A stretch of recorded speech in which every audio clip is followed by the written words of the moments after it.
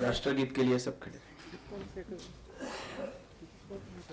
जनगण मन अधिनायक जय हे भारत भाग्य विधाता, पंजाब सिंध गुजरात मराठा द्राविड़ उत्कल गंगा, विंध्य हिमाचल यमुना गंगा उज्जल जलधि तरंगा, तव शुभ नामे जागे, तव शुभ आशीष मांगे, गाहे तव जय गाथा, जन गण मंगल नायक जय हे भारत भाग्य विधाता, जय हे जय हे जय हे जय जय जय जय हे।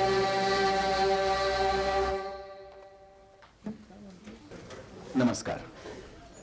Centre for integral studies and research Pune की ओर से मंच पर उपस्थित सभी महानुभाव और सभागृह में उपस्थित सभी मान्यवर अतिथियों का मैं हृदयपूर्वक स्वागत करता हूं। आज हम glossary of concepts in Ekatma Manav Darshan integral humanism इस ज्ञान गर्भित संज्ञा कोश के विमोचन कार्यक्रम के लिए एकत्रित हुए हैं, सम्मिलित हुए हैं। इस विमोचन कार्यक्रम के लिए उपस्थित है महाराष्ट्र राज्य के महामहिम राज्यपाल माननीय भगत सिंह कोश्यारी जी। इनके शुभ हस्ते इस ग्रंथ का विमोचन होने जा रहा है। इस विमोचन कार्यक्रम के लिए विशेष उपस्थित है राष्ट्रीय स्वयंसेवक संघ के माननीय सर कार्यवाह आदरणीय दत्तात्रेय जी होसबले। इसके अलावा मंच पर उपस्थित है इस ग्रंथ के प्रमुख लेखक एवं संपादक रवि जी महाजन, प्रज्ञा प्रवाह के संयोजक आदरणीय नंद कुमार जी और इस संस्था के कार्याध्यक्ष माननीय रवि देव जी। सभी मान्यवरों का पुनश्च एक बार मनपूर्वक स्वागत। अब पूरे देश में नेशनल एजुकेशन पॉलिसी राष्ट्रीय शिक्षा नीति के क्रियान्वयन हेतु चर्चा, योजना, परिसंवाद हो रहा है और वो स्वाभाविक भी है। इस राष्ट्रीय शिक्षा नीति में, नेशनल एजुकेशन पॉलिसी में भारतीय ज्ञान परंपरा इंडियन नॉलेज सिस्टम पर विशेष ध्यान दिया गया है। और अगर भारतीय ज्ञान परंपरा का जिक्र किया जाए तो हमारे ज्ञान भंडार में कई ऐसे शब्द हैं, संज्ञा हैं जिनका अंग्रेजी में सही शब्द न मिलने से अर्थ का अनर्थ होता था, हो रहा है, लेकिन अब आगे इसका अनर्थ नहीं होगा क्योंकि ये ग्रंथ आपके सामने आ रहा है। ऐसे 131 संज्ञाएं हैं जो भारतीय ज्ञान परंपरा के आधार पर है और जो संशोधक है, एकेडमिशियन है, उनको भी इस संज्ञा के आधार पर भारतीय ज्ञान परंपरा का सही अर्थ अब समझेगा। ऐसे कौन से शब्द हैं? उदाहरण के लिए मैं आपके सामने बोलता हूं, जैसे कि धर्म है, आत्मा है, अहंकार है, बुद्धि है, चीति है, चित्त है, गुरु है, काम है, मोक्ष है, परमात्मा है, प्रकृति है, साधना है, संस्कार है, जीवात्मा है, माया है, श्रद्धा है। ऐसे कई शब्द हैं जिसका परसेप्शन भारतीय ज्ञान भंडार के आधार पर ही होना चाहिए, ज्ञान गर्भित आधार पर ही होना चाहिए। अंग्रेजी में इसका सही अर्थ नहीं, सही शब्द न मिलने से अर्थ का अनर्थ हो गया था, लेकिन अभी इस संज्ञा कोश के आधार पर ऐसा अनर्थ नहीं होगा। इसके लिए इस ग्रंथ का विमोचन होने जा रहा है और ये विमोचन करने के लिए भी उस ताकतवान व्यक्ति की उपस्थिति मंच पर है, आदरणीय राज्यपाल जी और दत्तात्रेय जी। मैं जो मंच पर उपस्थित है इनका परिचय आपके सामने रखता हूं, क्योंकि birth story of a book, ये ग्रंथ का जन्म कैसे हुआ इसकी आपके सामने रवि जी महाजन तो बाद में रखने ही वाले हैं। मंच पर जो उपस्थित है उनका संक्षिप्त परिचय मैं आपके सामने रखता हूं। जिनके शुभ हस्ते इस ग्रंथ का विमोचन होने जा रहा है वो महाराष्ट्र राज्य के आदरणीय राज्यपाल माननीय भगत सिंह कोश्यारी जी। एक बुद्धिमान व्यक्ति, एक सात्विक व्यक्तित्व, सच्चिल एवं उतने ही निष्किल व्यक्तित्व है आदरणीय भगत सिंह कोश्यारी जी। अंग्रेजी के प्राध्यापक हैं, उत्तराखंड से हैं, बहुत ही मधुर वाणी है, ज्ञान गर्भित मधुर वाणी। इनके वक्तव्य के बाद आपको इसकी अनुभूति आएगी। एक वाक्य में उनका परिचय अगर करना है तो स्वयंसेवक एवं कार्यकर्ता के परिपूर्ण गुण आदरणीय कोश्यारी जी के इसमें है। हमें अभिमान है कि महाराष्ट्र राज्य के राज्यपाल के रूप में आदरणीय कोश्यारी जी है। मैं इस ग्रंथ के प्रमुख लेखक और CISR के संचालक आदरणीय रवि जी महाजन जी को विनती करता हूं कि आप राज्यपाल महोदय जी का स्वागत करें, सम्मान करें। शाल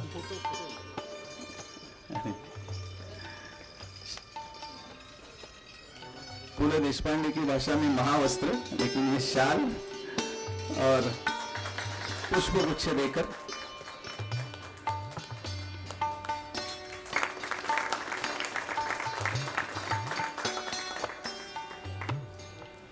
धन्यवाद।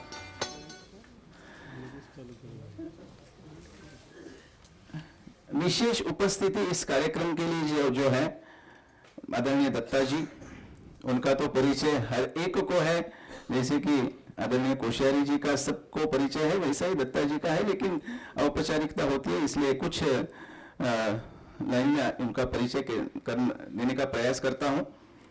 राष्ट्रीय पुनर्निर्माण का ध्यास लेकर जिन्होंने अपना जीवन संगठन समर्पित किया, उस संगठन का नाम था अखिल भारतीय विद्यार्थी परिषद, और उसके बाद राष्ट्र के परम वैभव तक ले जाने का उद्देश्य जिस संगठन का है, ऐसा संगठन है राष्ट्रीय स्वयंसेवक संघ। और इस राष्ट्रीय स्वयंसेवक संघ के आदरणीय सर कार्यवाह है माननीय दत्तात्रेय जी होसबले। मैं दत्तात्रेय जी का स्वागत करता हूं और फिर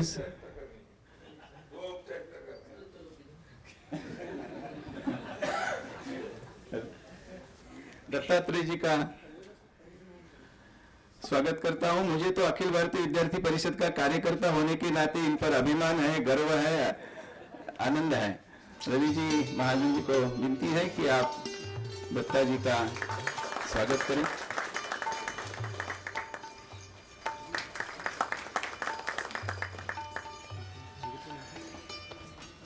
क्योंकि इंटीग्रल ह्यूमैनिज्म पर इन दोनों व्यक्तियों की बात सुनना, विचार मार्गदर्शन आपको होना, यह हमारा भाग्य है।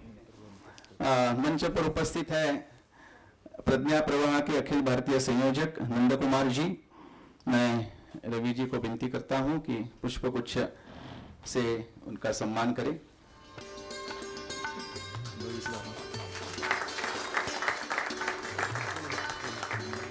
और इस संस्था के कार्याध्यक्ष आदरणीय रवि जी देव एक कलाकार है, चित्रकार है और संस्कार भारती के अखिल भारतीय सदस्य हैं रवि जी देव।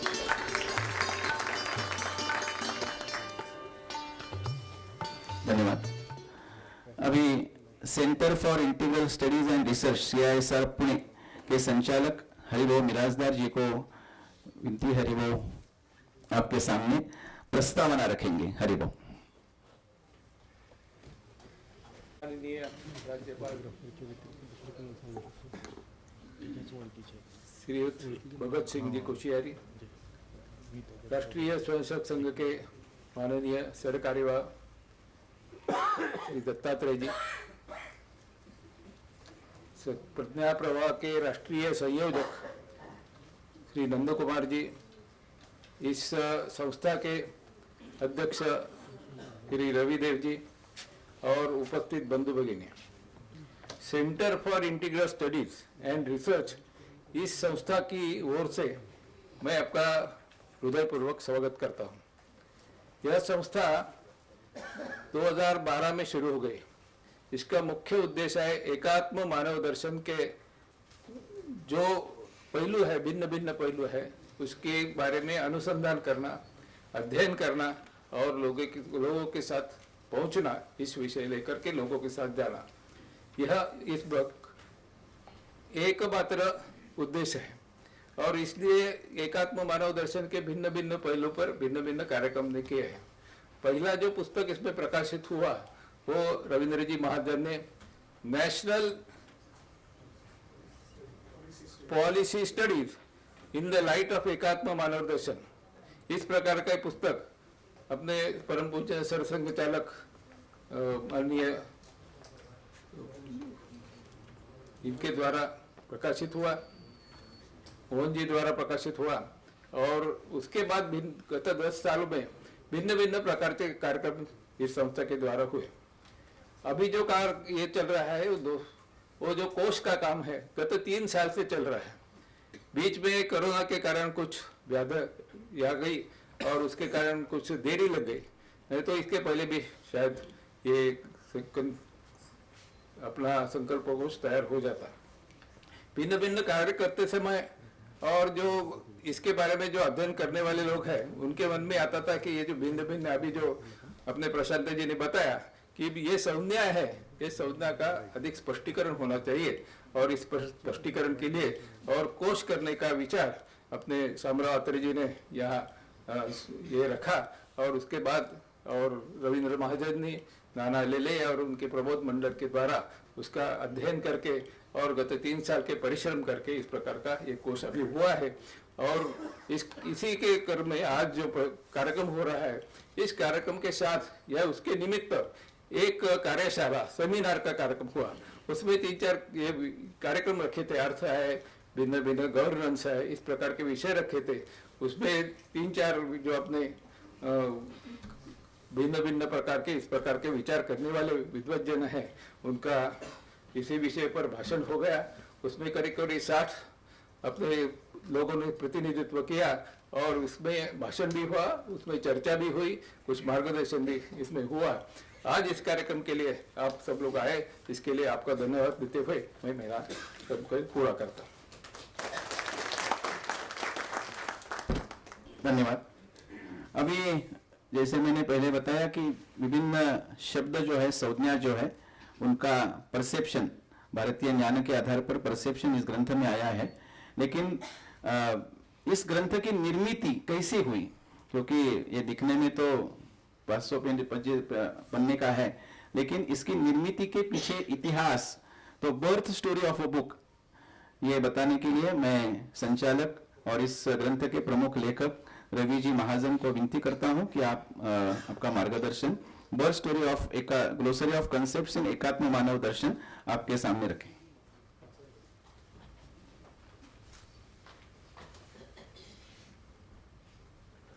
मंच पर आसीन मान्यवर, सभागार में बैठे हुए मान्यवर बंधुगण और मातृवृंद,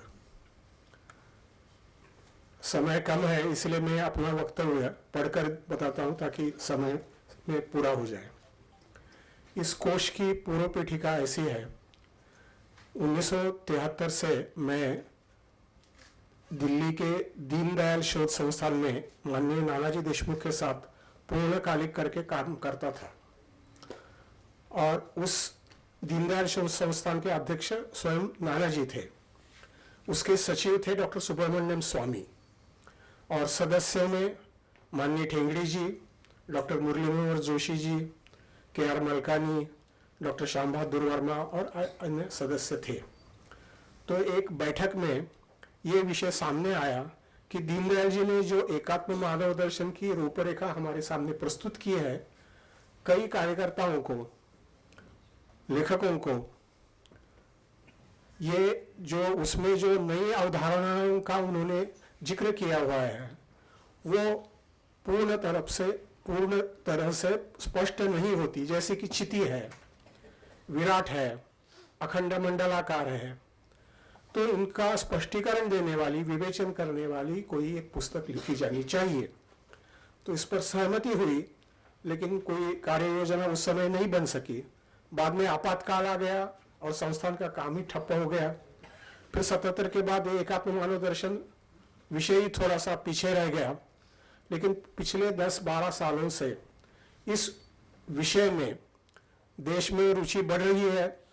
अनेक दीनदयाल उपाध्याय शोधपीठ स्थापन हुए हैं, अनेक लोग उसमें एमए कर रहे हैं, पीएचडी कर रहे हैं, और विदेशों से भी इसमें रुचि बढ़ रही है, मांग आ रही है कि इस पर साहित्य चाहिए।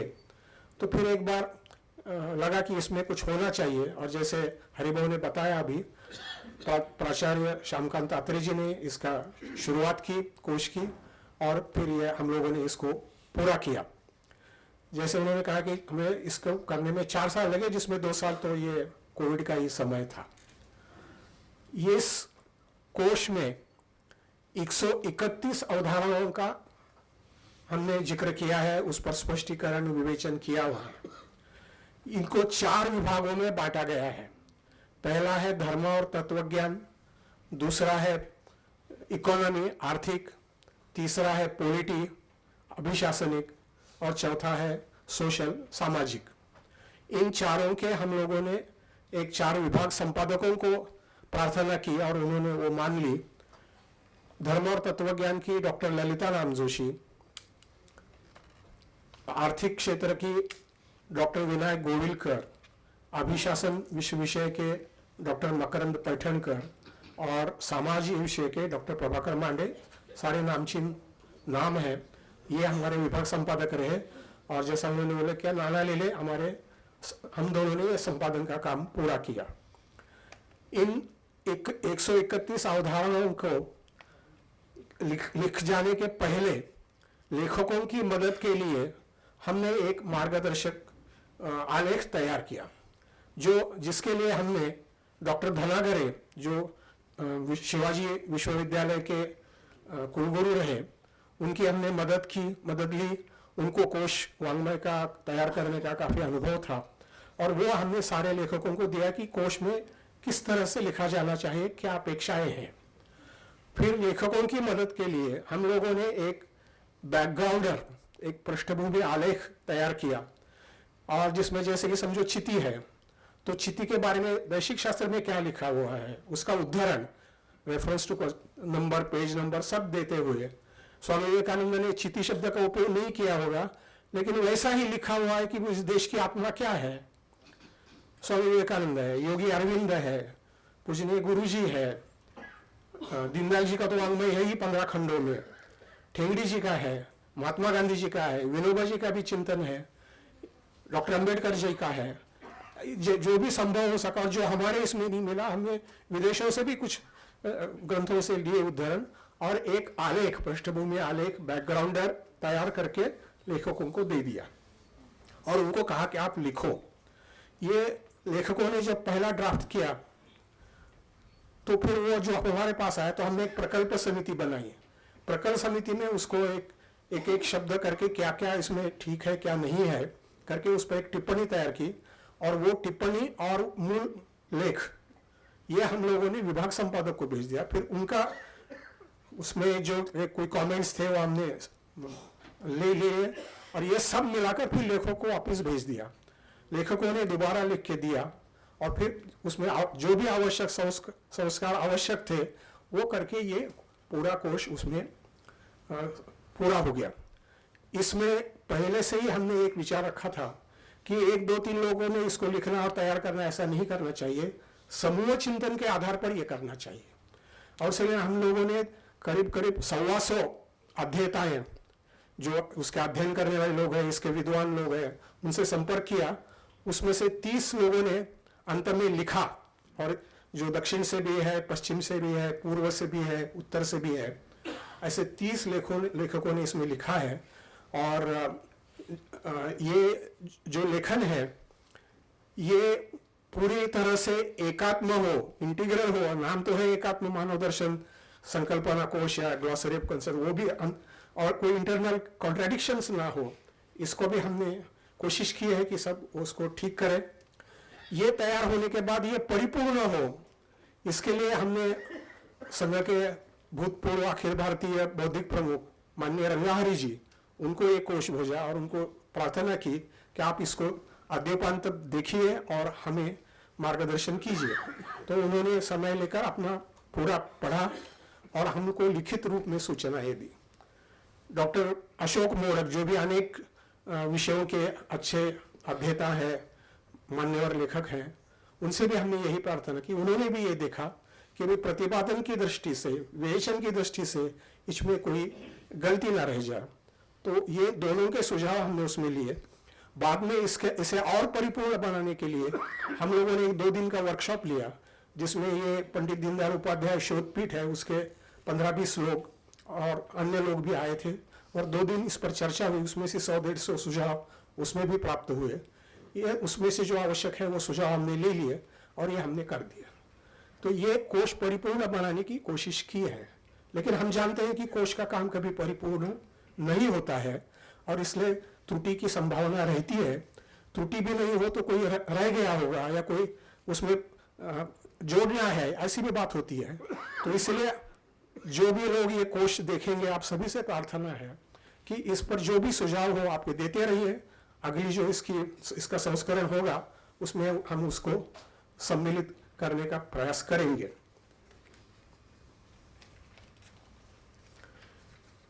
एक हरिमो ने जो उल्लेख किया था इसके साथ ही कि national policy studies in the light of एकात्म मानव दर्शन, ये जो पुस्तक 2013 में प्रकाशित हुई थी, उसका ही ये कंपेनियन वैल्यू है, सहचर पुस्तक है। ये दोनों देखेंगे हम तो एकात्म मानव दर्शन में हर क्षेत्र में क्या है और उसमें सारी दृष्टि से उसमें पूरा एक चित्र उभरेगा। और कम्युनिज्म और कैपिटलिज्म, पूंजीवाद और कम्युनिज्म, इस पर जो एक अल्टरनेटिव अपना भारतीय चिंतन पर आधारित है, वो दीनदयाल जी ने कैसे पूरी तरह से अच्छा रखा हुआ है, ये हमारे ध्यान में आ जाएगा। आज माननीय दत्तात्रेय जी है तो हम सोचते हैं कि इसको समाज मान्यता मिल गई है, माननीय कोश्यारी जी है तो हम सोचते हैं कि शासन मान्यता भी प्राप्त हुई है इस कोश को। लेकिन इससे संतोष नहीं है, क्योंकि जैसे कालिदास ने कहा है अभिज्ञान शाकुंतल में कि अपरदेशाद विदुषाम न साधु मन्ये प्रयोग विज्ञानम, हम कहेंगे कोश कार्यम। नेशनल पॉलिसी स्टडीज के पीछे भी एक जो बात थी वो भी मैं थोड़ी 1-2 मिनट में रखना चाहता हूं। 1951 में जब जनसंघ बना तब ये कहा जाता था कि जनसंघ के पास ना कोई आर्थिक विचार है ना कोई आर्थिक नीति है। फिर धीरे धीरे दीनदयाल जी ने तैयार किए, डॉक्यूमेंट्स तैयार किए, पुस्तक भी लिखी, भारतीय अर्थनीति विकास की एक दिशा। और फिर दीनदयाल जी के केवल आर्थिक से बात नहीं बनेगी, पूरा प्रतिमान ही बदलना है। ये जो विदेशी प्रतिमान गलत चल रहा है, तो इसलिए फिर बाद में उन्होंने पूजनीय गुरु जी के साथ चर्चा करते हुए, ठेंगड़ी जी, बापूराव मोघे, इस चर्चा करते हुए ये एकात्म मानव दर्शन की रूपरेखा 1965 में रखी। लेकिन 2 साल में उनका देहांत हुआ तो वो आज के वो विवेचन।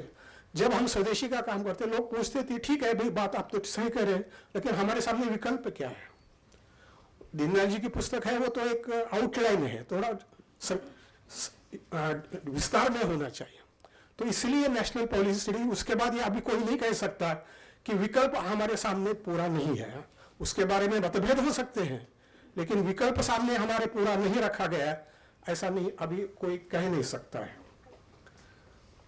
एकात्मावलोकन की आज की स्थिति क्या है कि ये कोई नया विषय नहीं है। दीनदयाल जी ने कहा कि ये सनातन धर्म की युगानुकूल अभिव्यक्ति है, यानी जो हमारा चिंतन है उसके आधार पर आज देश भर में क्या होना चाहिए, समाज जीवन के हर क्षेत्र में क्या होना चाहिए, इसकी वो रूपरेखा है। और जिसका विवेचन ये 2 ग्रंथों में किया हुआ है। उसके पहले दीनदयाल विचार संकर्षण करके मराठी में 2 खंड और हिंदी अंग्रेजी में 7-7 खंडों में वो प्रकाशित हुआ है।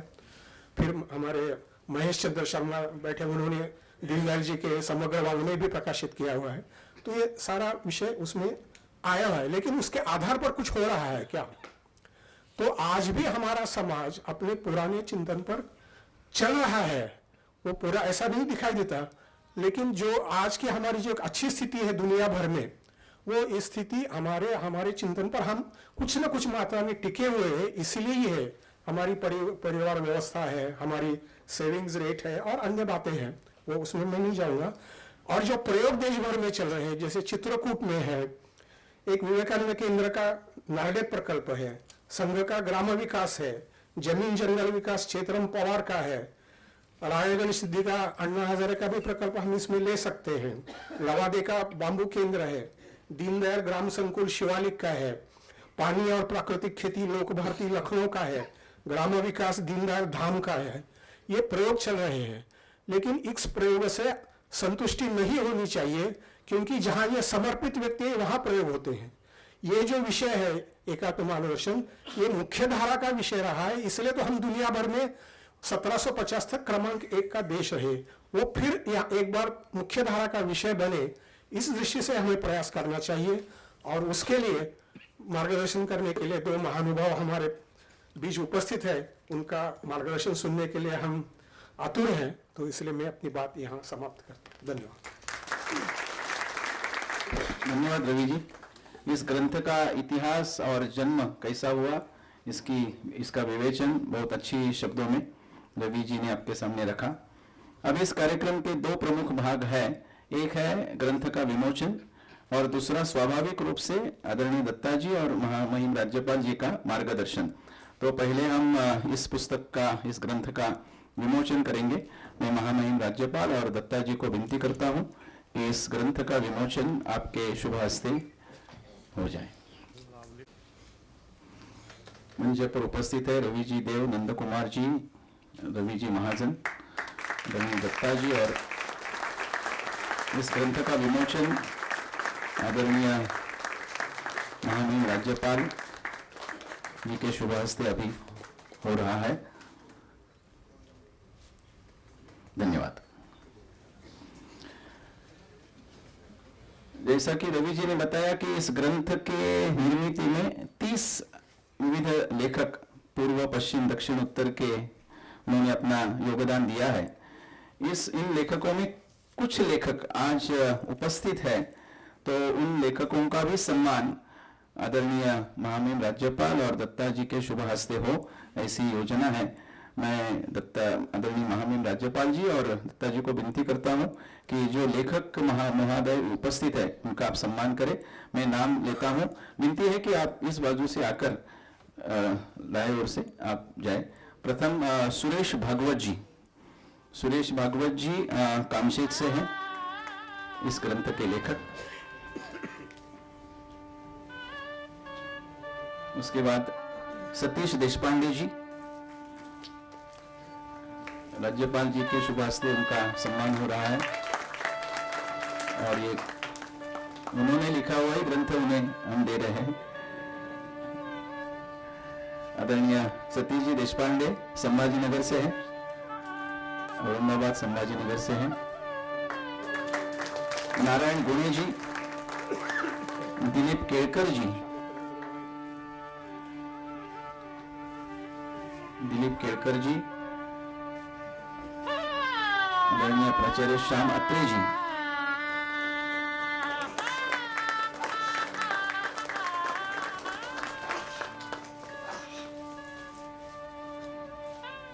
दिलीप केड़कर जी, प्राचार्य श्याम अत्रे जी, जिसका विशेष उल्लेख रवि जी ने अपने वक्तव्य में किया था। इस ग्रंथ के निर्मित के पहले लेखक हम कहेंगे श्याम जी अत्रे।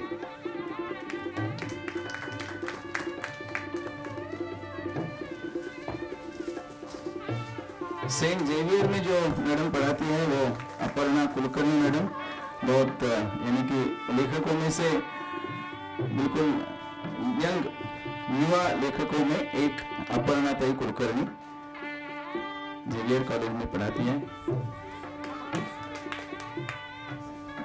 अपर्णा कुलकर्णी मैडम। और सीनियर महिलाओं में सीनियर मंगलाताई मिराजदार। मंगलाताई मिराजदार हरिभाऊ मिराजदार की पत्नी है, पुणे से है। अपर्णा कुलकर्णी ठाणे से है। मंगलाताई मिराजदार, डॉक्टर मंगलाताई मिराजदार संस्कृत की प्राध्यापिका मंगलाताई थी, फर्ग्यूसन कॉलेज में पढ़ाती थी। राज्यपाल जी के शुभ हस्ते उनका सम्मान हो रहा है। डीडी पटनायक जी, विनती है कि आप, और प्रकाश सहस्त्रबुद्धे जी, प्रकाश जी सहस्त्रबुद्धे, डीडी पटनायक संबलपुर से है।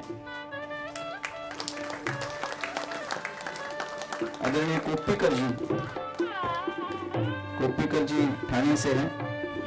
DD Patnaik, Prakash ji Sahasrabuddhe Santa cruise से है, मुंबई से है।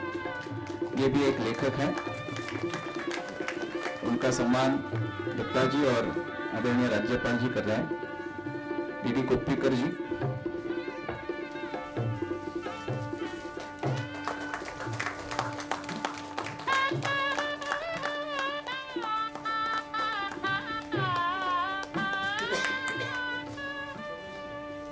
धन्यवाद।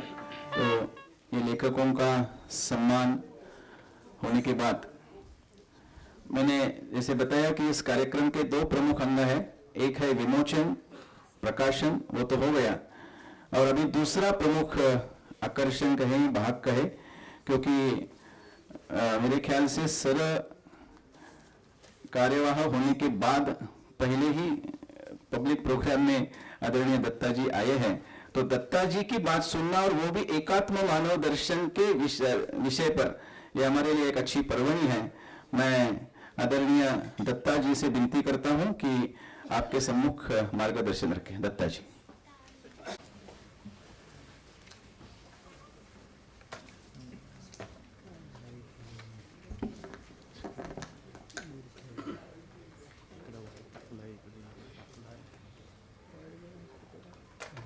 महाराष्ट्र राज्य के सम्मान्य राज्यपाल महोदय श्री भगत सिंह कोश्यारी जी,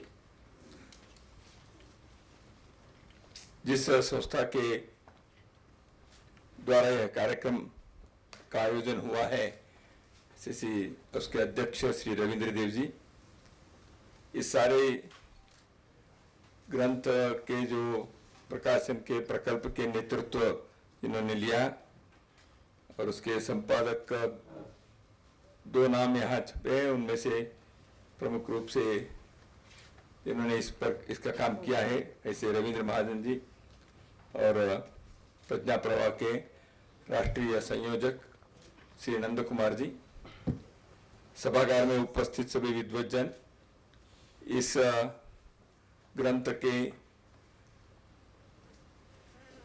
बहुत महत्वपूर्ण जो भाग है उन सबके लेखन करने वाले विद्वान वृंद, बहनों और भाइयों,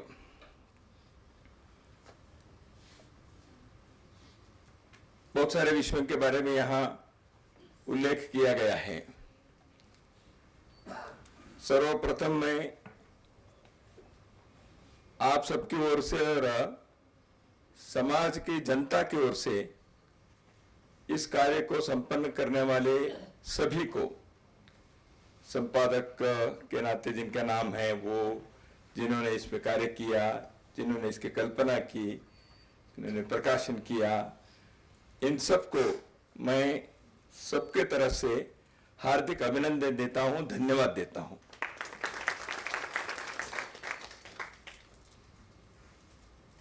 एक पुस्तक आ गया है हमारे समाज में, तो रोज पुस्तक का विमोचन होते हैं, और मेरे जैसे व्यक्ति को इस प्रकार के काम में कई बार उपस्थित रहना पड़ता है, और जो काम आज मैंने किया वो भी करना पड़ता है, पुस्तक के लोकार्पण। और यहाँ जो विद्वान लोग हैं उनके बायोडेटा में वो आता है कि परिचय में इन्होंने इतने पुस्तक लिखे हैं। मैं मेरे परिचय में लिखूं तो मैंने इतने पुस्तक के लोकार्पण किया है,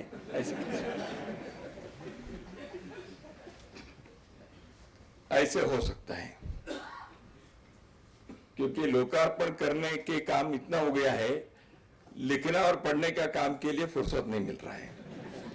और मैं वैसे लेखक नहीं हूं, मेरे आदत में मैं लेखन कार्य वगैरह करने का साहस नहीं किया, समाज को बहुत लाभ हुआ उसका। तो विषय एकात्म मानव दर्शन के संबंध में है, और उसके glossary of integral humanism, concepts of integral humanism, वो क्या है, उसके कल्पना है। इसके संदर्भ में प्रशांत साठे जी ने भी प्रारंभ में कुछ विषय रखा, रविंद्र महाजन जी ने और थोड़ा विस्तार से आपने रखा ही है। इसलिए इस ग्रंथ के अंदर क्या है यह हम सबको मालूम ही हो गया है, और कॉन्सेप्ट्स के ग्लॉसरीज ये कादम्बरी जैसे पढ़ तो नहीं सकते, कहानी पुस्तक है ही नहीं, तो एनसाइक्लोपीडिया भी नहीं है, डिक्शनरी भी नहीं है। लेकिन डिक्शनरी, एनसाइक्लोपीडिया, इन सब के कुछ न कुछ अंश इस प्रकार के संकल्पना में, ग्लॉसरी में। तो ग्लॉसरी लिखना भी आसान नहीं होता, कितने प्रकार के चीजों का रेफर करना पड़ा या किए हैं, उस संपादक मंडल के परिश्रम के थोड़ा सा उल्लेख रविंद्र जी ने अपने उद्बोधन में किया ही है। तो ग्लॉसरी की आवश्यकता क्यों होती है वो भी आया है, क्योंकि कॉन्सेप्ट जब बताते हैं तो हमारे देश में इस प्रकार की परंपरा रही है। भाष्य लिखते थे, हमारे यहाँ भाष्य लिखने की परंपरा भारत में है। तो गीता पर भाष्य, बहुत सारे अपने उद्ग्रंथों पे हमारे विद्वान लोगों ने, महात्माओं ने, मुनियों ने, ऋषियों ने और आचार्यों ने बहुत सारे भाष्य लिखे। शंकर भाष्य, सायणाचार्य, ऐसे कई लोगों ने जो भाष्य लिखे हैं, उस कारण से मूल ग्रंथ में क्या विचार है, किस विषय को हमें कैसे समझना चाहिए, इसका है। एक ही भाष्य, एक ही ग्रंथ पर कई लोगों के भाष्य, वो अलग अलग कालखंड में जो आए हैं उसमें आपको थोड़ा थोड़ा भिन्न रूप दिख भी सकता है, और स्वाभाविक भी है और होता भी है, क्योंकि मूल ग्रंथ के जो है उसके अंदर के जो एक सत्व है, उसके जो तात्विक विचार है, एक अधिष्ठान है, उसमें ग्रंथ के रचयिता अपने साक्षात्कार से उन्होंने जो लिखा है वह दीर्घकालीन दृष्टार के जैसे लोगों ने जो लिखा है उसमें युगानुकूल संदर्भ से उसको आज कैसे भाष्य करना चाहिए, यह भी करने की आवश्यकता होती है। तो इसलिए वर्तमान युग के लिए कई बातें जोड़कर कहनी पड़ती हैं। अब कई बातें ऐसे हैं, दीनदयाल जी ने 60 के दशक में जो विषय रखे वो सोशलिज्म, कम्युनिज्म, कैपिटलिज्म, एक एक दिशा में खड़े होकर उन सबके बोलबाला चलता था। भारत में तो एक सोशलिज्म के और एक मिश्र अर्थव्यवस्था के, उसका थोड़ा कैपिटलिज्म, थोड़ा कम्युनिज्म, सोशलिज्म, ये सब लेकर हम एक मॉडल करेंगे, ऐसे यहाँ जो प्रयत्न हुआ था, ऐसे एक सोशलिस्ट माहौल में देश चल रहा था। उस समय एक वैकल्पिक विचार को रखने का साहस और उसकी एक मौलिक आवश्यकता को महसूस करते हुए दीनदयाल जी ने वो कार्य किया। और उस कार्य के उन्होंने जो भी व्यक्त किए, 4 भाषण तो उनके एकात्म मानव दर्शन के संदर्भ में तो कहते वो तो है ही, सब जगह पर उपलब्ध भी है। लेकिन दीनदयाल जी ने उसके साथ बहुत सारे और भी जो लिखे हैं, उसमें भी एकात्म मानव दर्शन से उसी के प्रकाश में संबंधित बहुत सारे विषय और भी हैं। इसलिए वो 4 भाषण तक केवल सीमित नहीं हो जाता है। एकात्म मानव दर्शन में 4 भाषण है भाई, वो पढ़ लिया तो हो गया, वो तो बहुत ही, जिसको कहते हैं ना बेर एक्ट, ऐसे लॉ विद्यार्थी के इसमें कह सकते हैं, लॉ पाठ्यक्रम में।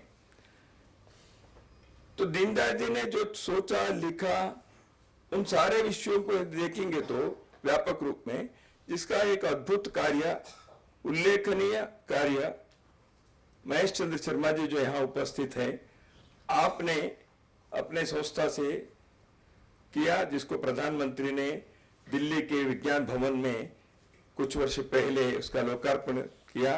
बाद में उसका अंग्रेजी में भी उन वॉल्यूम्स को प्रकाशित करने के एक बहुत महत्वपूर्ण कार्य महेश चंद्र जी और उनकी टीम और संस्था ने किया है। क्योंकि दीनदयाल जी जैसे एक युग पुरुष इस प्रकार के एक समग्रता से जो लिखे हैं, उन सबको पढ़ना पड़ेगा। एकात्म मानव दर्शन के उनके अनुभव में, उनके विचार में, चिंतन में जो बात आई थी, उन सबको यदि समझना है तो इसलिए वो है एक बहुत ही महत्वपूर्ण कार्य हुआ है। इसके साथ साथ और कुछ काम हुए हैं जो रविंद्र जी ने बताया। मैं कह रहा था एक ग्लॉसरी के संदर्भ में, तो इसलिए शब्दों के 1960 के दशक में एक वातावरण था। उसके बाद हम देखते हैं दुनिया में स्थिति बदली है। एक इंडस्ट्रियलाइजेशन के पश्चात जो स्थिति विश्व में आई, कैपिटलिज्म और सोशलिज्म के विचार चले, कोल्ड वॉर, उस शीत युद्ध के पश्चात 1989 में जब यूएसएसआर धराशायी हो गई, ऐसे हम मानते हैं, धराशायी नहीं हुई, माने टेंगड़ी जी कहते थे ऐसे शब्दों का उपयोग करने से लाभ नहीं है, कोई भी ऐसे विचार जो है रचना गए ऐसे लगता है, लेकिन विचार के मृत्यु कभी होती नहीं है, वो किसी न किसी रूप से वो जीवित रहता है और उसके कुछ अच्छे अंश उसको लेकर आगे बढ़ना भी पड़ता है। हर चिंतन विचार में कुछ बातें ऐसे रहती है। खैर, सोवियत रूस के जो एक डिसमेंटलिंग, डिसमेंबरमेंट हो गया, उसके पश्चात एक विचार लगा लोगों को, अब तो दुनिया में शीत युद्ध समाप्त हो गया, अब कुछ है ही नहीं, बचा नहीं है, अब तो सारे जो विश्व है वो एक ध्रुवीय हो गया। तब तक तो लोगों को लगता था एक 2 ध्रुवीय है, बाइपोलर वर्ल्ड है, और थोड़ा सा तृतीय विश्व कहने वाले लोग, थर्ड वर्ल्ड के कुछ लोग हैं। लेकिन दुनिया को जो लीड कर रहे हैं वो बाइपोलर है, या तो आप इस तरफ है या तो इस तरफ है, कैपिटलिज्म के साथ है, सोशलिज्म के साथ है, आप रूस के साथ है कि अमेरिका के साथ है, यही चलता था। तो 1989 में यूएसएसआर के एक समाप्त होने के पश्चात तो दुनिया में जियो पॉलिटिक्स बदले, इकोनॉमिक्स बदल गया, तो एंड ऑफ हिस्ट्री की घोषणा हो गई फुकुयामा के द्वारा। अब तो दुनिया में कुछ बचा ही नहीं है, इतिहास होने लायक कोई बात ही नहीं है। अब जो भी है बोलबाला अमेरिका का चलेगा, यानी कैपिटलिज्म का चलेगा, एक ध्रुवीय विश्व, ऐसे एक सपना लोगों ने थोड़ा समय के लिए देखा, लेकिन वो सपने बहुत ही कम समय का था, क्योंकि ऐसे होने वाला नहीं था। There cannot be a situation where you can call that there will be end of history. Every generation will create its history, and it will become the part and parcel of the civilizational journey. इसलिए end of history के कहना ये एक और बात हो गई थी। थोड़े से दिन के बाद और एक विषय आया, हम सब जानते हैं।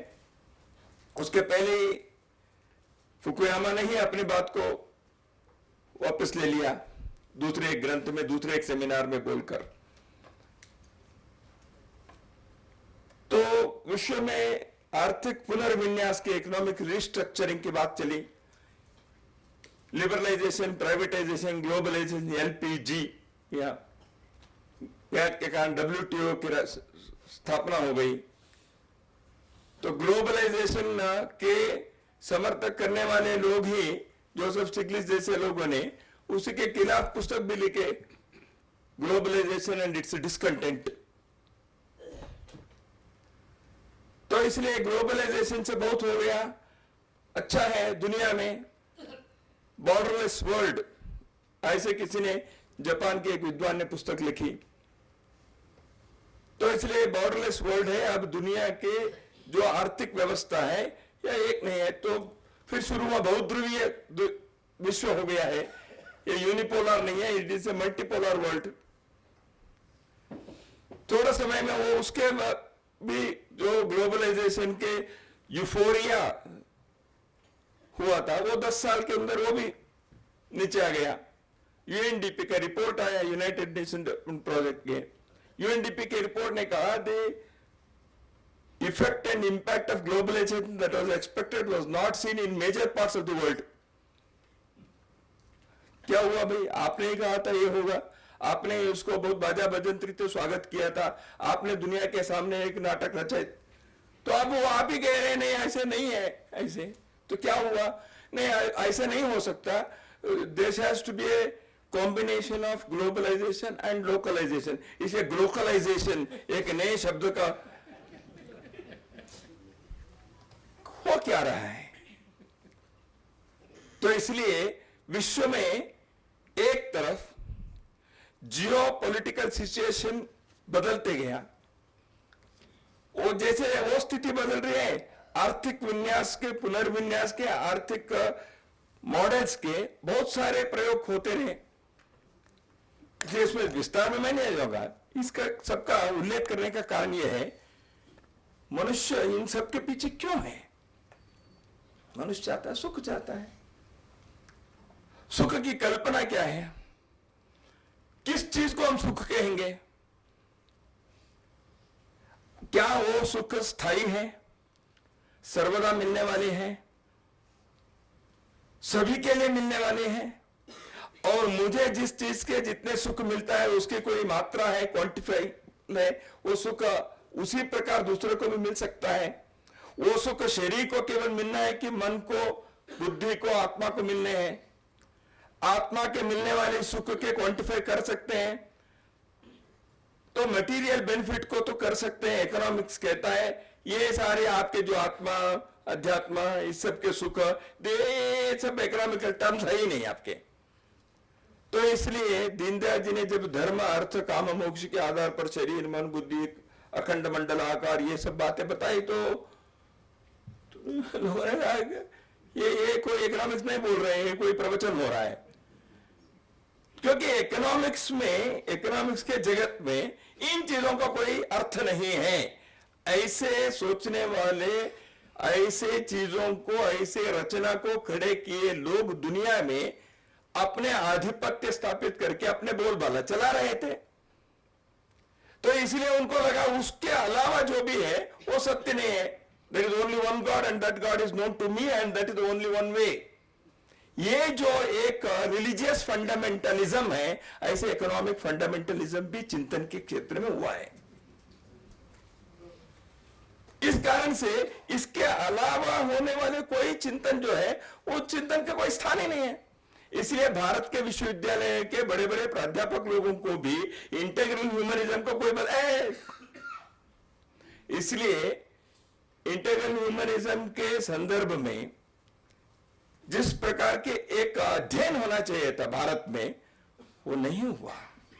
और अध्ययन करवाने के लिए जिनको प्रयत्न करना चाहिए था, मैं आज इस मंच से वो भी कहना चाहता हूं, कई बार हम लोगों ने कह चुके, जितना अपने को भी करना चाहिए था किया गया। अभी रविंद्र जी ने कहा 75 के इमरजेंसी के पश्चात थोड़ा सा ये हो गया, बाद में किया नहीं, तो फिर से अभी 10-15 वर्षों में 50 साल जब हुआ, दीनदयाल जी ने एकात्म मानव दर्शन के प्रस्तुत करने के पश्चात और दीनदयाल जी के जन्म शताब्दी, इन दोनों के जो कालखंड आया, उस समय भाई इस विषय के बारे में कुछ तो करना है। और सामान्यतः जो चीजें भारत के समाज ने कभी स्वीकार नहीं किया है, उस वक्त का प्रकार के विचार को कहने वाले हो जाते हैं। यानी क्या, ये सारे सरकार करनी चाहिए। मूल विचार ही दीनदयाल जी ने इसको बताया, सरकार से हर चीज होने वाली नहीं है। सरकार गलती करती या सरकार नहीं करती, सरकार की कमी है, ऐसे मैं नहीं कह रहा हूं। व्यवस्था क्या है, चिंतन क्या है। अब हमको देश की शिक्षा नीति सरकार ने बनाई, ठीक है, बनानी चाहिए, क्योंकि आज जो व्यवस्था है उसमें, लेकिन क्या भारत के हर प्रकार के शिक्षा के हर आयाम सरकार के नियंत्रण में रहेगा? क्या भारत के समाज ने इसी को स्वीकार किया था? तो शिक्षा है तो स्वास्थ्य क्यों नहीं सरकार के हाथ में? फिर हर चीज को सरकार के हाथ में क्यों नहीं है? माए बाप सरकार को फिर क्यों हम अनावश्यक कहते हैं? इसलिए अपने को सोचना पड़ेगा। दीनदयाल जी ने हर चीज को सरकार के हवाले देने के पक्ष में थे क्या? यहां महेश चंद्र जी बैठे हैं, उन्होंने इस विषय के बारे में कभी बताया लोगों को? उन्होंने कहा भी है, समाज अपने बुद्धि में, अपने आत्मविश्वास पर, अपने पुरुषार्थ पर एक स्वायत्त शासित समाज की कल्पना भी है ना अपने देश में। सरकार के काम है, करना चाहिए, शासन से जो अपेक्षा है वो होनी चाहिए, लेकिन समाज के भी एक काम है, समाज के अपने कर्तव्य हैं। समाज के कर्तव्य यानी कौन करें? समाज के सामान्य लोग जो है रोटी कपड़ा मकान के पीछे लगे हैं, उनसे अपेक्षा नहीं कर सकते, लेकिन समाज के जो सामाजिक नेतृत्व करने वाले, धार्मिक नेतृत्व करने वाले, समाज में भिन्न भिन्न प्रकार से जो कार्य में जुटे हुए ऐसे विद्वान लोग, अब सभी चीज शासन के मार्गदर्शन में, नियंत्रण में, उसके रचना में होनी चाहिए। तो क्या हम ऐसे समाज, टोटलिटेरियन सोसाइटी को चाहते हैं क्या? इसलिए सरकार की भूमिका कितने, समाज के कर्तव्य कितना? इस वर्ष के 15 अगस्त के अपने भाषण में भारत के माननीय प्रधानमंत्री ने लाल किले से बोलते समय एक विषय के बारे में बहुत आग्रह करके कहा। उन्होंने कहा सरकार जो कर रही है वो कर रही है, हम ये करेंगे, लेकिन नागरिक कर्तव्य के बात क्या क्या है, ऐसे उन्होंने आग्रहपूर्वक 5 बातें बताई। नहीं, आप सब अपने बैठे रहो, 5 साल में एक बार वोट डालो, बाकी सब हम सरकार कर लेगी। ये प्रधानमंत्री ने नहीं कहा, उन्होंने कहा सरकार इतने करेगी, आपको समाज को नागरिक कर्तव्य के नाते कुछ बातें करनी पड़ेगी। नागरिक कर्तव्य के जैसे हैं समाज के नेतृत्व करने वाले संस्थाएं, समाज के नेतृत्व करने वाले विद्वान लोग, अनुभवी लोग, इन लोगों का भी एक सामूहिक कर्तव्य है, उनके नेतृत्व के, उनकी एक भूमिका है। तो इसलिए उसके भी अपने को अधोरेखित करना ही पड़ेगा। इसलिए समाज को पंगु करके सरकार को बलवान बनाना, यह भारतीय चिंतन की कल्पना कभी भी नहीं है। तो अब दुनिया, अब उस समय दीनदयाल जी ने जो कल्पना बनाई थी, वर्तमान इसमें इतने जो मैंने बताया 89 में कोल्ड वॉर समाप्त हो गया, बाद में एलपीजी आए, उसके भी ऊपर ग्लोबलाइजेशन के विषय बताया।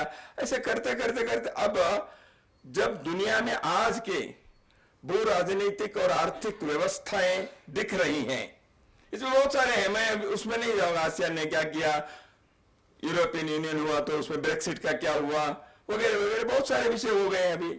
अब यूक्रेन और रूस है, सोवियत रशिया पुतिन के नेतृत्व में फिर से अपने रीग्रुपिंग करके कुछ करने के इसमें है, वो कितना सफल होंगे, बाकी सभी लोग, ये जो चल रहा है दुनिया में, तो इन सारे संदर्भ में एकात्म मानव दर्शन जैसे चिंतन के क्या स्थान है?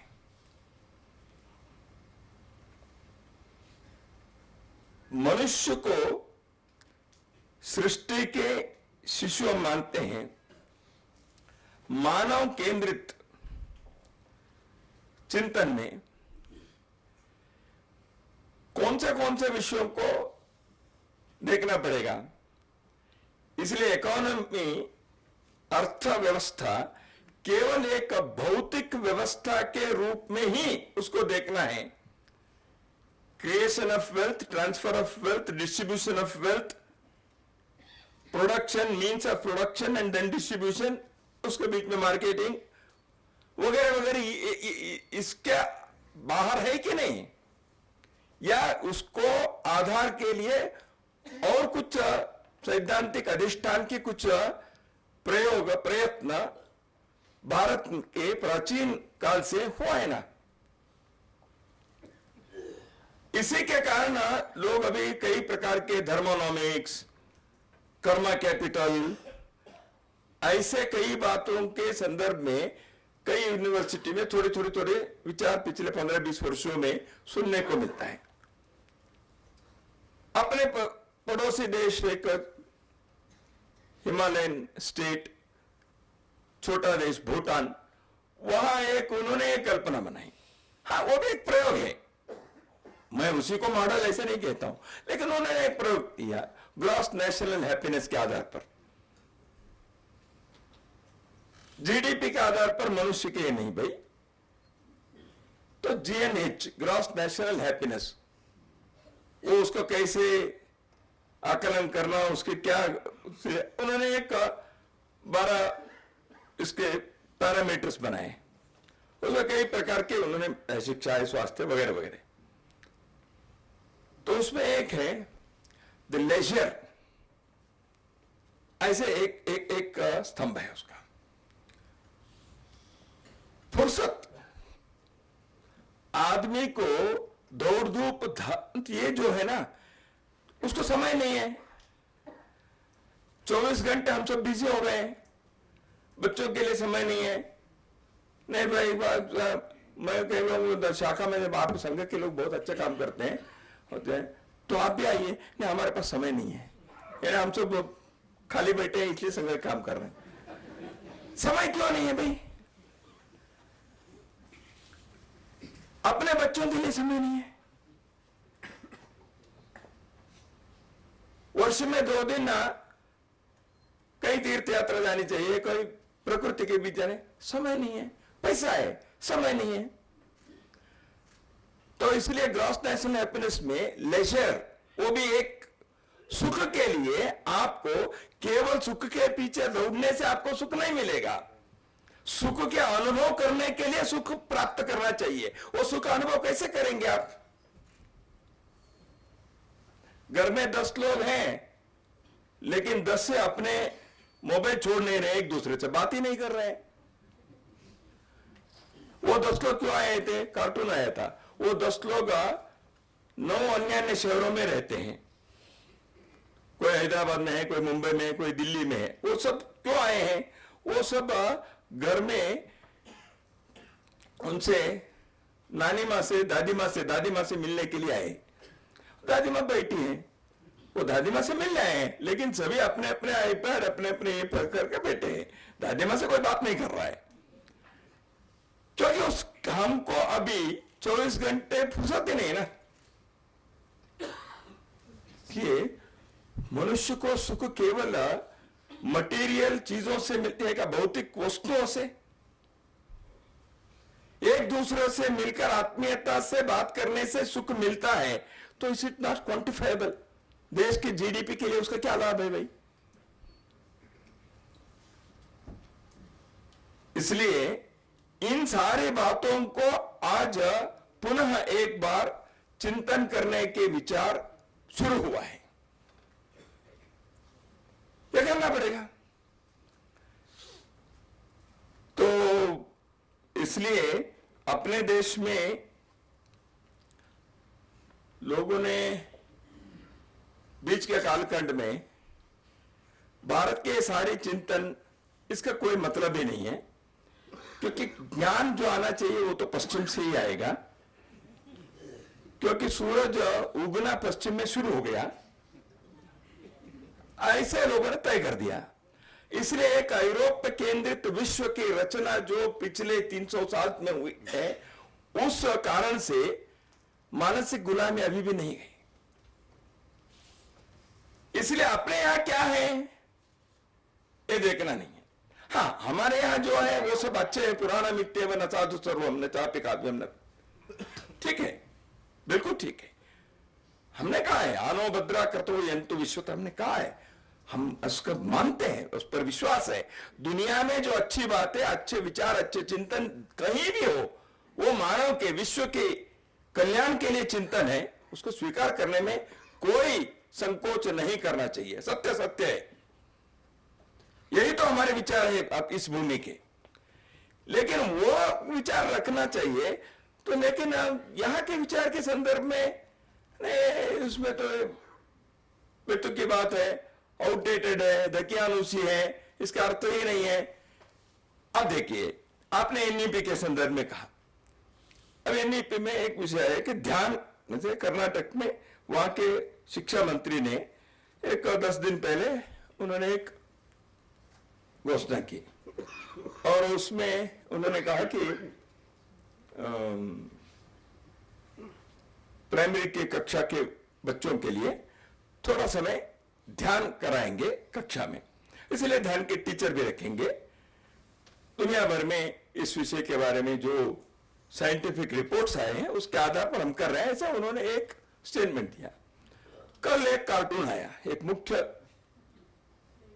वहां के समाचार पत्र में कार्टून क्या आया, बच्चे सब छोटे छोटे लंगोट पहनकर केसरी रंग के, हाथ में कमंडल लेकर कक्षा 5, 6, 7 में जा रहे हैं। वो कक्षा 5, 6, 7 कैसे है, वो गुफा है प्राचीन काल की, यानी खिल्ली उड़ाए। आप शिक्षा में ध्यान लेकर ये सब कर रहे हैं, तो उसको छापने के साहस वहां के एक मुख्य समाचार पत्र ने किया। ऐसे क्यों? क्योंकि स्वतंत्र भारत में हमने यहां के जो सत्य विचार है, संस्कृति के यहां के देन है दुनिया के लिए, मानवता के लिए, उसके बारे में कहने का प्रयत्न नहीं किया। एक विभिन्न प्रकार के वातावरण में एक इकोसिस्टम बना दिया उन्होंने, उस इकोसिस्टम में ये सारी चीजें दकियानुसी है, इसका लाभ नहीं है। कौन से लाभ है? जो भौतिक जीवन के सुख जो कहते हैं वो भी क्षणिक है, उसको बढ़ावा देने वाले जो भी है वो श्रेष्ठ है। इसलिए आप उस प्रकार के पाठ्यक्रम को, उसी प्रकार के कोर्सेस बनाओ, उसी प्रकार की रचना बनाओ। लेकिन उससे क्या हुआ है ये दुनिया अनुभव कर रही है ना। हाँ, उसमें जो अच्छी बात है उसको लाओ, लेकिन अब दुनिया योग के संदर्भ में, ध्यान के संदर्भ में, इन सारे विषयों के अधिकृत रूप से साइंटिफिकली प्रूव्ड बातों को स्वीकार करके कई देश के लोग आगे बढ़े हैं। लेकिन अपने देश के समाचार पत्रों में किसी को लगता है ये सब गुफा में आप जा रहे हैं, बैलगाड़ी की दुनिया में जा रहे हैं। ये खिल्ली उड़ाने का प्रयत्न क्यों कर रहे हैं? वो मानसिक गुलामी अभी भी नहीं गई है। मैं आपको एक प्रमुख व्यक्ति के एक स्टेटमेंट को पढ़ता हूं। वो आप पढ़ने के बाद मैं आपको बताता हूं किन का है। उन्होंने कहा अंग्रेजी में, the modern industrial civilisation gradually crept in a passive way. New thoughts and ideas invaded us, and our intellectuals developed the habit of thinking like British intellectuals. Now this faith in Western thought is itself being shaken. जिसके बारे में वो कह रहे थे, that itself is being shaken there, and so we have neither the old nor the new, and we drift not knowing where we are going. The younger generation has no standards left, nothing to direct their thinking or control their action. आपको आश्चर्य होगा, ये लिखने वाले पंडित जवाहरलाल नेहरू थे। 1956 में उन्होंने संस्कृति के 4 अध्याय रामधारी सिंह दिनकर जी के ग्रंथ, उसके प्रस्तावना लिखी नेहरू जी ने। उस प्रस्तावना में जो लिखे थे उसको अंग्रेजी में भवंस जर्नल में 56 में प्रकाशित किया। उसका शीर्षक था the crisis of spirit. Spirit है स्पिरिचुअलिटी, चेतना के सामने के संकट, अध्यात्म के सामने का संकट। Crisis of spirit, a diagnosis. Nehru ji ने लिखा, और नेहरू जी स्वयं उन्होंने कहा था, I may be remembered as the last Englishman. उन्होंने ये कहा था, जेके गॉलब्रेथ ने 1999 में अपने पुस्तक में उल्लेख करके बताया, मेरे साथ नेहरू जी बात करते समय ने ये कहा था, I may be the last Englishman to rule in this country. इसलिए ये कोई ऐसे लोग नहीं, जे गॉलब्रेथ ने लिखा है अपने पुस्तक में। ऐसे पंडित जवाहरलाल नेहरू सेक्युलरिज्म के बहुत बड़े पुजारी, उन्होंने कहा हमारे देश के बुद्धिजीवी लोगों ने ब्रिटिश इंटेलेक्चुअल्स के मॉडल पर चल के जिस चीज पे वहां के लोगों ने जिस विचार को फेंक दिया है उसको अभी भी लेकर चल रहे हैं। क्या होगा हमारे देश के नई पीढ़ी युवाओं के सामने, ये इधर जाएं उधर जाएं, इसलिए डायरेक्शन ले, दिशाहीन होकर हमारे देश अब खड़ा है। ये 56 में कहा था। दीनदयाल जी उन्हीं दिनों में देश के राष्ट्र की चेतना के बारे में अध्ययन करके 60 के दशक में विचार रखा। तो इसलिए संदर्भ, इसलिए कहा इन बातों के बारे में अब विचार करना पड़ेगा।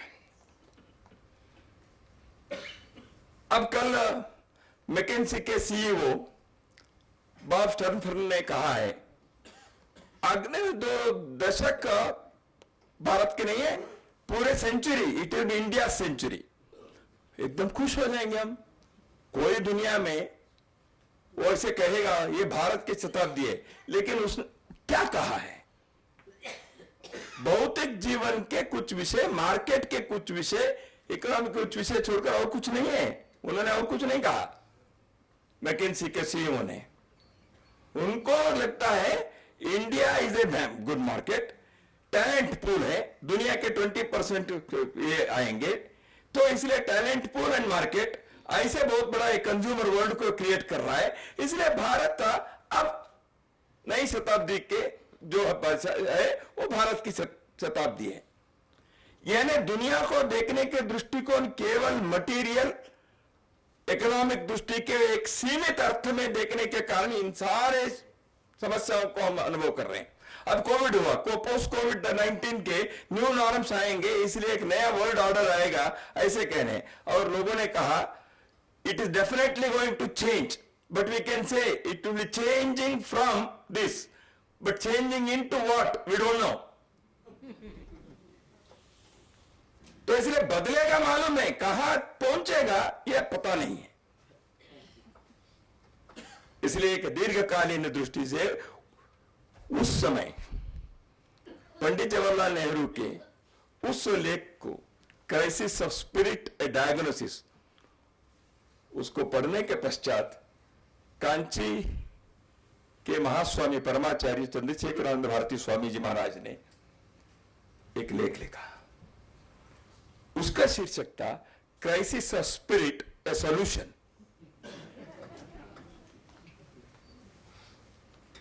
उन्होंने नेहरू जी का खंडन नहीं किया। नेहरू जी ने कहा है क्राइसिस क्या है, स्वामी जी ने लिखा क्राइसिस क्यों है। हमने कुछ चीजों को छोड़ दिए हैं, हम रूटलेस हुए, इसलिए क्राइसिस आए। क्राइसिस क्यों आए ये पता करने से आपको सॉल्यूशन दिखेगा। तो इसलिए एकात्म मानव दर्शन को आज के संदर्भ में पुनः एक बार प्रस्तुति और पुनर्व्याख्यायित करने का संदर्भ आया है विश्व के लिए। तो इसलिए दीनदयाल 6 एकात्म मानव दर्शन के इसमें वगैरह वगैरह यूनिवर्सिटी में जो काम होगा, जितना होना चाहिए था हुआ नहीं है, जितना अध्ययन करके लोगों को तैयार करना चाहिए था वो होना चाहिए था। लेकिन मैं इस विषय में महाराष्ट्र के और कुछ स्थानों के हमारे जो बंधु काम किए हैं, पहले भी एक ग्रुप ने किया, दीनदयाल विचार दर्शन के एक सीरीज लाए, महेश चंद्र जी ने समग्र 15 वॉल्यूम्स में लाए हैं, और बीच में रविंद्र महाजन जी ने नेशनल पॉलिसी फ्रेमवर्क के बारे में जो बनाया था, जिसका उल्लेख आपने किया। अभी ये संकल्पना कोश करके इस विषय को आगे बढ़ाने के जो प्रयत्न कर रहे हैं, यह एक ज्ञान यज्ञ है। इस ज्ञान यज्ञ को आगे बढ़ाने चाहिए। हमें बहुत सारे ग्लासरीज मार्क्सिस्ट कॉन्सेप्ट्स के बारे में आए हैं। सरप्लस वैल्यू क्या है, कैपिटलिज्म क्या है, डिक्टेट्स ऑफ प्रोलेटेरिएट क्या है, ऐसे कई प्रकार के डायलेक्टिकल मटेरियलिज्म क्या है, कॉन्सेप्ट्स को बताने वाले मार्क्सिस्ट फिलॉसफी के ग्लॉसरीज आए। भगवत गीता के ग्लॉसरी भी आए।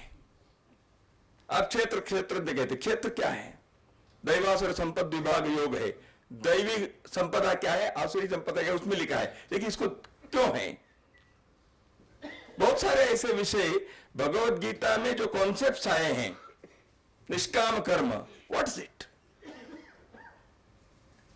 तो इन चीजों के लिए लोगों ने काम किया है, गीता के कॉन्सेप्ट्स के बारे में संकल्पना कोश बनाए हैं। लेकिन वो परिपूर्ण है क्या? कई जगह पर तो केवल उसको इंग्लिश मीनिंग रखा है, अहिंसा तो नॉन वायलेंस। अरे अहिंसा नॉन वायलेंस है? नहीं, ये धर्म के लक्षण है। धर्म क्या है फिर? तो इसलिए इन बातों के संदर्भ में अनुभवी लोग भारत के वाङ्मय को, चिंतन को, यहाँ के विचार प्रवाह को जानने वाले लोगों के दीर्घकालीन अध्ययन के आधार और अनुभव के आधार पर समाज और मानवता के लिए, आने वाली पीढ़ी के लिए अपने को इस ज्ञान यज्ञ को आगे बढ़ाने की बहुत बड़ी आवश्यकता है। इसलिए इंडियन नॉलेज सिस्टम, भारतीय ज्ञान परंपरा और भारतीय ज्ञान व्यवस्था के बारे में नई शिक्षा नीति के अंतर्गत कुछ विचार जो रखा है, वो that is only the beginning. वो बहुत ऑर्डिनरी स्टेप्स है, करना बहुत बचा है। इसलिए जिस रफ्तार से दुनिया चल रही है, उसी वेग से, उसी गति से, लेकिन सही दिशा में जाने के इस प्रकार के ज्ञान सत्र का कार्य अपने लोगों के और अधिक होना चाहिए, क्योंकि न केवल भारत, विश्व की मानवता अपेक्षा कर रहे हैं, विश्व की मानवता भारत की तरफ देख रही है। तो इसलिए इस संदर्भ में अपने को और गहराई से और व्यापकता से और परिश्रम से जितने कार्य हम कर सकेंगे, हम एक कार्य जो दीनदयाल जी या उनके पहले के भी कई लोगों ने जो प्राज्ञा बदला, तुरगड़िया ने दैशिक शास्त्र लिखा, अभ्युदय के कल्पना पंडित मदन मोहन मालवीय जी ने दी थी, कई लोगों ने कई प्रकार के किए ही हैं। तो उस दिशा में दीनदयाल जी और सारे विभूतियों ने जो कार्य किया, उसके सही वारिस बनकर आगे कार्य करने की महती आवश्यकता है। उस कार्य में एक बहुत महत्वपूर्ण पड़ाव आज के इस ग्रंथ लोकार्पण से हुआ है। पुनः एक बार साधुवाद देते हुए इस ज्ञान यज्ञ को हम सब मिलकर आगे बढ़ाएं, यही मैं अनुरोध करते हुए मेरी वाणी को विराम देता हूं। नमस्कार। बहुत धन्यवाद सरकार व आदरणीय दत्ता जी ने बहुत अच्छा मार्गदर्शन एक अर्थ से बौद्धिक आपके हमारे सामने रखा। पुणेवासी तो बहुत आज धन्य हो गए कि बहुत दिन के बाद इस विषय पर एक अच्छा मार्गदर्शन हमें सुनने को मिला। राज्यपाल जी को विनती करने से पहले एक बात रह गई, ऐसे मैं नहीं कहूंगा क्योंकि रवि जी महाजन को अच्छा नहीं लगेगा इसलिए हमने वो सम्मान उनका नहीं किया था, लेकिन इस ग्रंथ के प्रमुख लेखक रवि जी महाजन भी है तो हमारे ख्याल से उनका भी सम्मान होना चाहिए। तो मैं विनती करता हूं रवि जी से कि आप सम्मान का स्वीकार करें। राज्यपाल CISR के डायरेक्टर होने के नाते नहीं लेकिन लेखक होने के नाते रवि जी महाजन का सम्मान होना उचित है। धन्यवाद।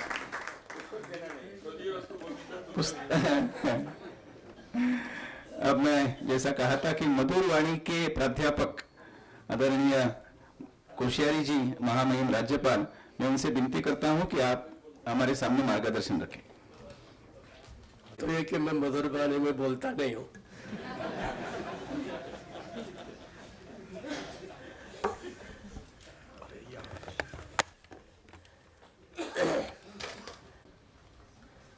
इस पुस्तक के लोकार्पण के अवसर पर हमारे मध्य में अभी हम जिनको श्रवण कर रहे थे,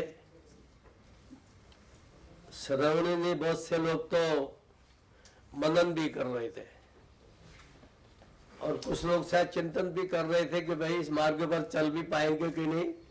तो ऐसे अपने मध्य में अपने सरकारवा आदरणीय दत्ता जी,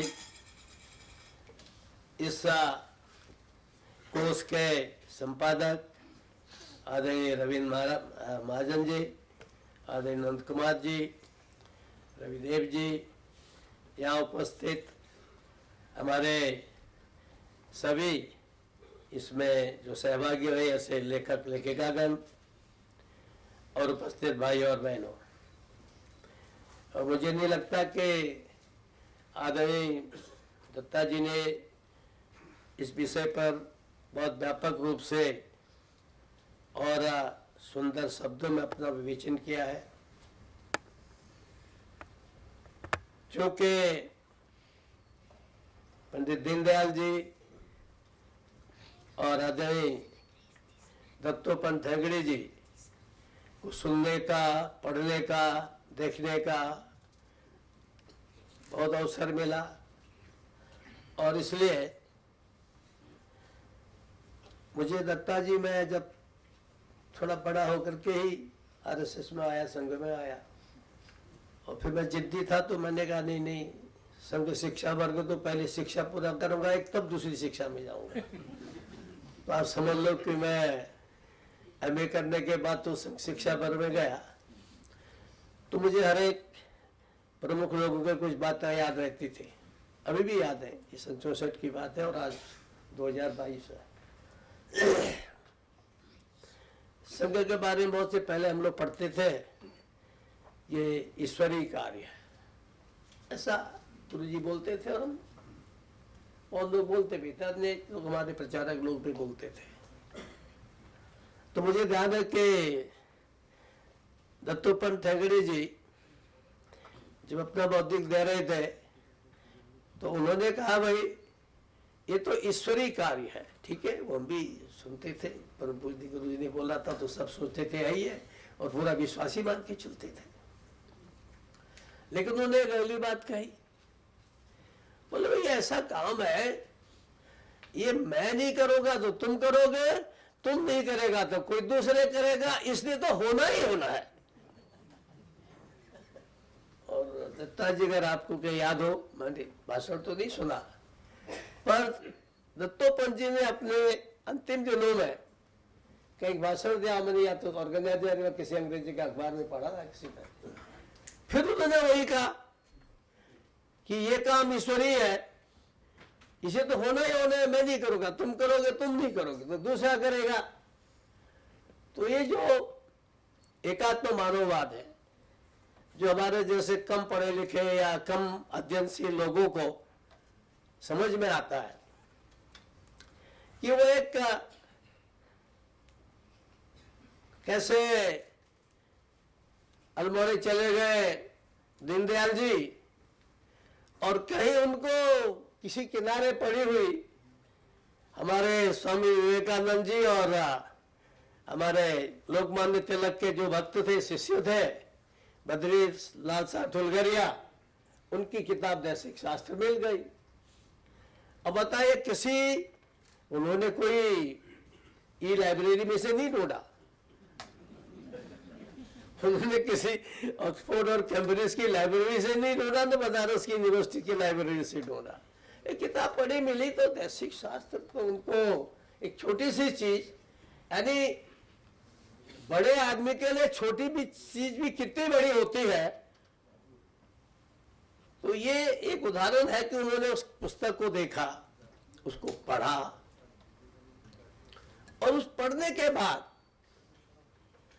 क्योंकि दैसिक शास्त्र में बहुत सारी चीजों का वर्णन किया गया है, समाज का, शिक्षा का, शासन का, और फिर यानी सृष्टि के कैसा होना, ये सारी चीजों का बहुत छोटी सी पुस्तक है, बड़ी भी नहीं है, तो उसमें उन्होंने उसका वर्णन किया है। अब उसमें सारे जो मेन बात हमारे दीनदयाल जी ने ली। अब हम लोग हमेशा ही कहते थे कि भाई साधु संत हमको ही बताते हैं सब लोग कि देखो ये भौतिक शरीर है, ये तो पंच तत्व से निर्मित है, चला जाएगा, और आत्मा है, आत्मा अमर है। इतना हम लोगों को सभी संत लोग समझाते हैं, भी समझते थे। तो लेकिन उन्होंने उससे आगे, उससे जो चिति शब्द को लिया, कि आखिर कभी कभी मैं भी सोचता हूं कि दीनदयाल जी कैसे, कहां से ढूंढ लाए होंगे चीज को समझ करके। यानी देखा जाए तो देखे, हम लोग प्राण भी है, आत्मा भी है, शरीर भी है, लेकिन 10-10, 15-15 साल तक बिस्तर में पड़े रहते हैं, हमें होश ही नहीं है। हमको जाने कभी नली से खाना खिलाया जा रहा है या कभी खिलाया जा रहा है तो हम सामने वालों को नहीं पहचान पा रहे हैं।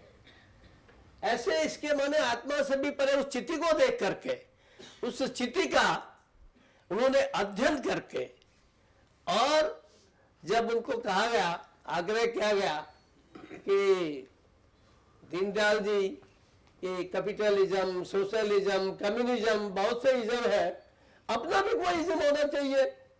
तो पहले तो जैसा कि परम पूज्य गुरु जी और संघ के थ्योरी है, इज्म फिज्म कुछ नहीं है, बेकार है, इसे क्यों करना है, अपनी तो पुरानी एक अपनी विचारधारा है, शाश्वत है, सनातन है, और एक प्रकार से है, चल रही है हजारों साल से। तो उनको कहा कि नहीं, अपने पास भी इस प्रकार का एक विचार होना चाहिए।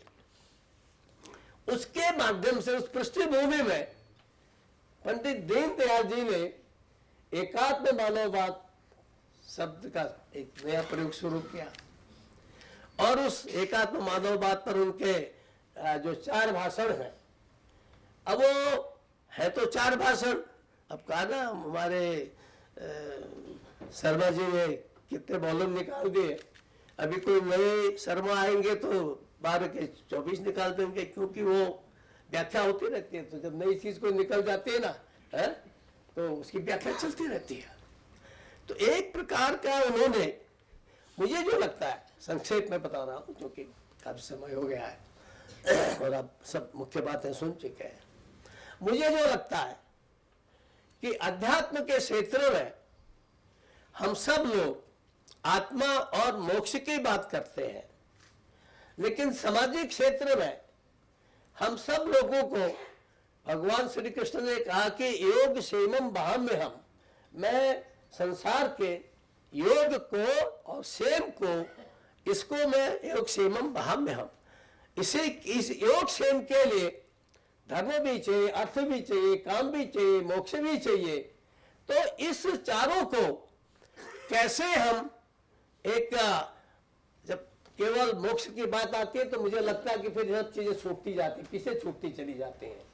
तो उस समय कि हम पलायनवादी न हो या फिर केवल मोक्ष के लिए ही, अपने मोक्ष के लिए अपना जीवन न जिए, बल्कि समग्र समाज को, सारे दुनिया को कि योग क्षेम की हम बात करें, तो उस योग क्षेम की कल्पना से, चाहे अर्थ का क्षेत्र हो, चाहे धर्म का क्षेत्र हो, चाहे काम मोक्ष जो भी क्षेत्र हो, उन सभी क्षेत्रों को एक प्रकार से संगठित करते हैं, एक उसमें समापन करते हुए, अब मैं सोचता हूँ कि पंडित दीनदयाल जी ने ये जो एकात्म मानववाद की कल्पना की है, ये हम सब लोगों के लिए एक भविष्य के लिए, भारत के भविष्य के लिए ही नहीं, दुनिया के भविष्य के लिए भी, क्योंकि हम केवल आत्मा की बात करेंगे। अभी दत्ता जी किसी का उदाहरण दे रहे थे कि जो पैसे वाला मैकेंजी, किसका बोल रहे थे अबाउट मैकेंजी, मैंने हावी से कि उसका लक्ष्य तो ठीक है इकोनॉमिक के बारे में, ये अपना अपना सोच है, जैसी दृष्टि वैसी सृष्टि। तो आर्नोल्ड टोइनबी ने तो 1953 में अमेरिका के यूनिवर्सिटी में कहा था कि 21st century will be century of India and it will be the century of spirituality। इन 91 में 51 में उसने कहा है। तो ये क्या है कि ये जो विचार है हमारा, जिसको दीनदयाल जी ने और हमारे आदरणीय दत्तोपंत जी ने एक प्रकार से उसको आगे बढ़ाया है, तो ये अपने आप में एक परिपूर्ण है। और हम उस योग क्षेम के, उस कैसे हम दुनिया में एक प्रकार से एकात्म मानववाद हम कैसे ला सकते हैं। अब कहने को तो हमारे तो शास्त्रों में कहा गया है एकम सद्विप्रा बहुधा वदन्ति, ऐसे ही सब चीज में कि आत्मा तो सब एक ही है, बाकी हम शरीर भिन्न है। लेकिन हम सारे अर्थ, धर्म, काम, मोक्ष, जीवन के जो विविध क्षेत्र हैं, इन सब क्षेत्रों में कैसे हम एक रूपता ला सकते हैं, और उस एक रूपता लाने के लिए हम भारत के चिंतन को कैसे कर सकते हैं। तो उसमें उन्होंने बहुत सामान्य रूप से जो बद्री स्थूलगर्या ने चिति, विराट और अधिलवण, एक सबसे जो बड़ी चीज है कि अधिलवण, इस प्रकार की चीजों का अध्ययन करने के बाद उन्होंने कहा कि नहीं, समाज का समग्र रूप से चिंतन करना चाहिए। उस समाज के समग्र चिंतन के माध्यम से हम सारे दुनिया को, सारे संसार को हम एक आत्मा मान करके, एक यूनिट मान करके चलेंगे। और तो हमारा जो चिंतन होगा वो केवल अपने लिए नहीं होगा, अपने परिवार के लिए नहीं होगा, बल्कि जिसको हम वसुधैव कुटुंबकम कहते हैं वो उसके लिए होगा। और उसी को बेस बना करके उन्होंने उसको आगे बढ़ाया। और जहां हमारे दीनदयाल जी ने सामान्य रूप से भारतीय दर्शन के अध्ययन के पश्चात उस थ्योरी को आगे बढ़ाया, वहां हमारे ठेगड़ी जी ने, मुझे लगता है कि आप कहते हैं लिखने का मौका नहीं मिलता, मुझे तो मिलता नहीं है, लेकिन ठेगड़ी जी ने जने कितनी हजारों पुस्तकें पढ़ी होंगी, जने या कहां से कि सारे चीजों को, सारे अध्ययन करने के बाद, कंपैरेटिव अध्ययन करने के बाद जिस ढंग से थर्ड वे को उन्होंने आगे बढ़ाया, एक अगला रास्ता भी है, केवल कैपिटलिज्म कम्युनिज्म नहीं है, थर्ड वे भी है, और उसी में वो अपना एक आत्म मानववाद भी आता है। तो हम कैसे उस थर्ड वे हमारे पास है, तो आज दुनिया के अंदर आज लोगों को लग गया है कि there is a third way, and in due course of the time that third way is going to become the first way and the only way। आपको देखते तो मुझे ऐसा लगता है कि निश्चित रूप से हम सब लोग सौभाग्यशाली हैं कि हमारे बीच में इतने अच्छे विद्वान लोग हैं मैं महाजन जी से भी कह रहा था कि भाई तुम मराठी में इतना सुंदर लिखते हो, और दूसरे इनके नामधारी है साठे, रविंद्र साठे जी। मैंने कहा लोक सत्ता में जब तुम्हारी मराठी पढ़ता हूँ तो 80% समझ में आती है, अगर तुम हिंदी में लिख देते तो मुझे भी आनंद आता, खाना अच्छी तरह से पचता, खाना पचता नहीं ठीक से है, तो अच्छा लगता। तो निश्चित रूप से हम सब लोग इस का आप लोगों का अभिनंदन करते हैं, और आप जिस ढंग से आप सब लोगों ने इसमें प्रयास किया है, सभी लेखकों को, इसके जो कंट्रीब्यूटर्स हैं उनको, प्रकाशक हैं, सबको मैं अपनी ओर से अभिनंदन करता हूं। और विशेष करके आदरणीय दत्ता जी यहाँ पर आए, और मुझे तो अब मैं क्या कहूँ, 3 साल में 3.25 साल बाद पहली बार और ये अवसर मिला है कि अपने सर का रुआ को सुनूं, और वो भी उनके साथ बैठ करके सुनूं।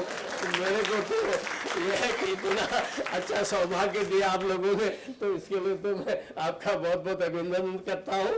और कोशिश की जा रही है कि हमारी जो नई शिक्षा नीति है, न्यू एजुकेशन पॉलिसी है, और आप इतने से समझ जाना चाहिए कि जो मैंने आपको शुरू में कहा, हमारे दत्तोपंत ठेंगड़ी जी का ये काम है, मैं नहीं करूंगा तो तुम करोगे, तुम नहीं करोगे तो दूसरा करेगा, तो इसलिए तो होना ही होना है।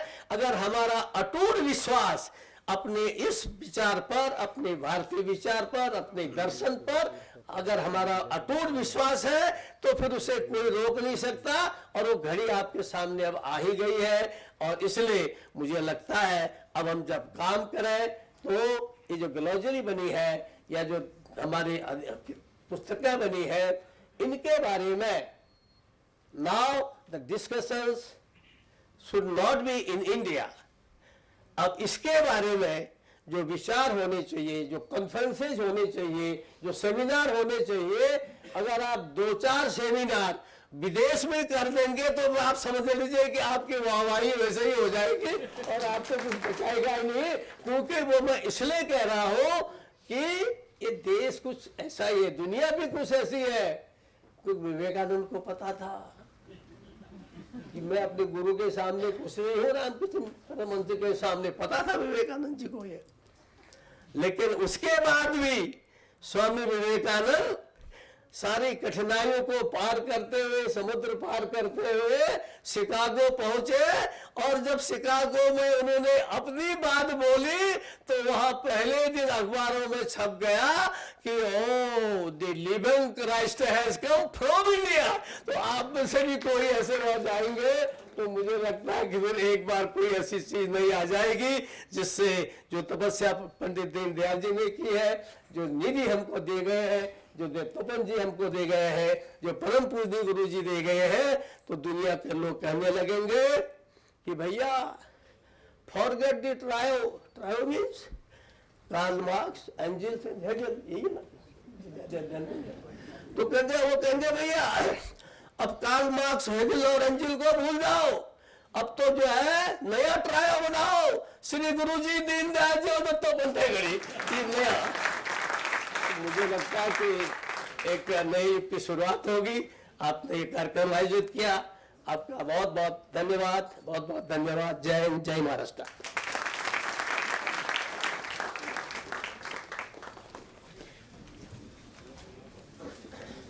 बहुत बहुत धन्यवाद।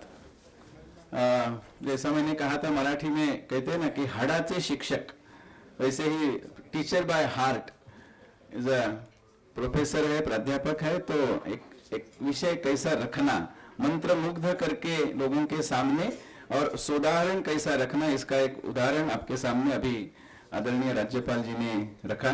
बहुत बहुत आभार, बहुत बहुत धन्यवाद। हम धन्य हो गए कि आज पुस्तक का विमोचन भी हो गया, और दत्ता जी और आदरणीय राज्यपाल जी के शुभ हस्ते और उनका मार्गदर्शन ये रिकॉर्ड होता है, इसलिए ये लाइफ लॉन्ग रहेगा ही। लेकिन सभागृह में उपस्थित सभी लोगों में ये कान में गूंज रहा है जो उन्होंने वाक्य कहा। हम आगे जाकर उसका हिंदी और मराठी में भी करने वाले हैं।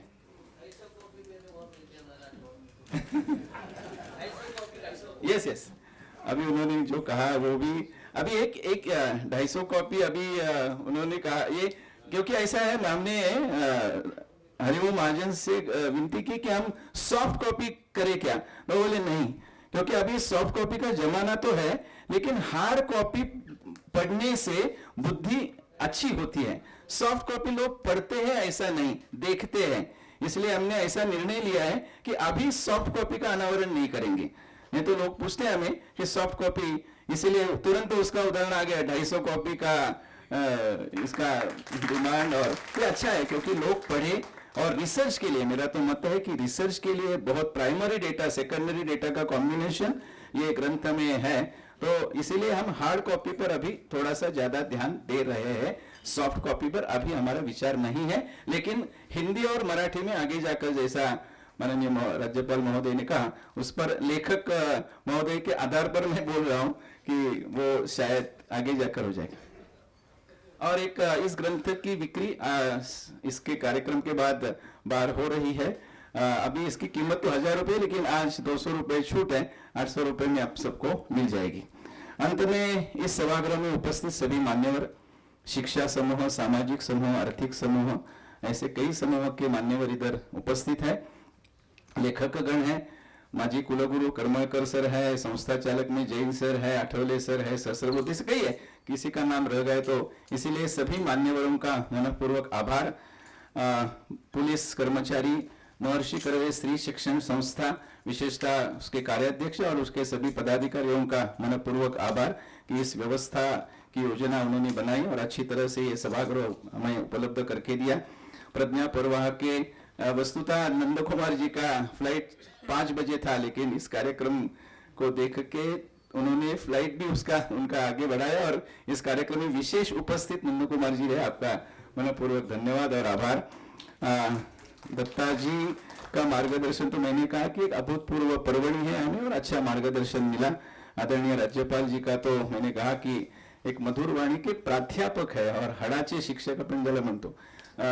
वैसे आज थोड़ी उनकी तबीयत, मैं सुबह उनसे मिला था तो तबीयत थोड़ी ठीक न होने से भी, लेकिन कार्यक्रम है, दत्ता जी आने वाले हैं और उसका नहीं, ये glossary of concepts in Ekatma Manav दर्शन का अनावरण है, तो मैं जरूर आऊंगा। नहीं तो थोड़ी तबीयत ठीक न होने से, लेकिन वो केवल आए नहीं, आकर बहुत अच्छा मार्गदर्शन भी किया और पुस्तक की बिक्री के, मैं कॉमर्स का प्राध्यापक हूँ, 250 कॉपी भी उन्होंने ले ली, ये भी बहुत अच्छा है। तो दत्ता जी और राज्यपाल जी का मनपूर्वक आभार, आप सभी का आभार कि आप इस कार्यक्रम के लिए उपस्थित रहे। जैसे शुरू में हमने कहा था कि इस कार्यक्रम की सांगता स्वाभाविक रूप से राष्ट्रगीत से होगी, तो मैं सभी मान्यवरों को विनती करता हूं कि राष्ट्रगीत के लिए आप खड़े हो जाएं। जन गण मन अधिनायक जय हे भारत भाग्य विधाता।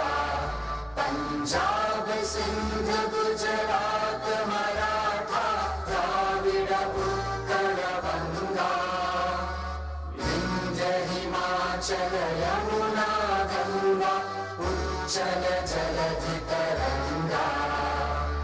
तव शुभ नामे जागे, तव शुभ आशीष मांगे। गाहे तव जय गाथा, जन गण मंगल दायक जय हे भारत भाग्य विधाता। जय हे जय हे जय हे जय जय जय जय हे।